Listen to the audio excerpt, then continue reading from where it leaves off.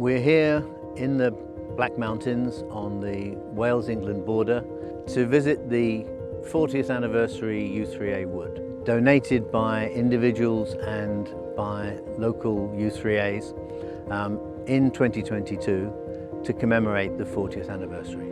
And with me is Rob Penn, the project director of Stump Up for Trees, who were the organisation we chose to partner with to actually create the wood. So Rob, maybe you could tell us something about how you went about helping us choose this particular location and how you made it all actually happen on the ground. So we're based just at the bottom of this hill. That's where our tree nursery is. And we work with the landowner, the farmer here. And at the heart of what we're trying to do at Stump Up for Trees is to encourage farmers to repurpose their least productive agricultural ground. So with the very generous sponsorship from u3a, we collaborated with the landowner and planted just over 8,500 trees on this site. And the rest of the u3a trees planted elsewhere. They are all species which live and grow here well. So they're native species to this area and particularly to this upland site. And then the trees were planted over the course of the 2021-2022 winter.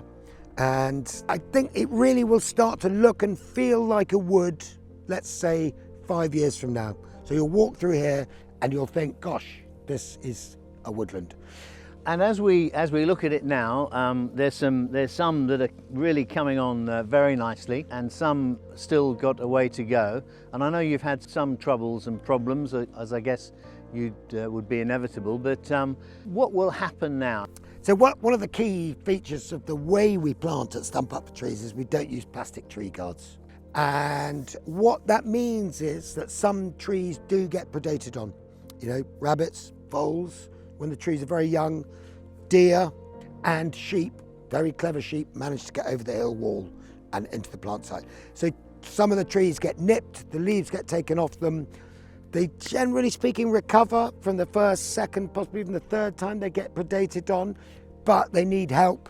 So we will come back and beat up trees, so that means replace the ones that haven't made it rather than use plastic tree guards. So last winter we were here doing a bit of beating up. We'll definitely be here next winter doing a bit of beating up as well. And I suppose the other thing that was really important to us when we chose you as our partner was that the farmer also has a responsibility to care for the trees for quite a period until they really are able absolutely to stand on their own feet, as it were. Exactly. So we have signed a landowner agreement with the farmer, and that runs for 12 years, from plant date for 12 years. And that is to give the trees the best chance. So the early years are the most precarious. And really, once the trees are 12 years old, they'll be well above us and they'll be absolutely fine. And the landowner is under an agreement with us to maintain the trees and ensure that they have best chance of establishment. I think the other important thing is that as well as the trees going in the ground and beginning to sequester carbon, we are also noticing a change in the ground flora.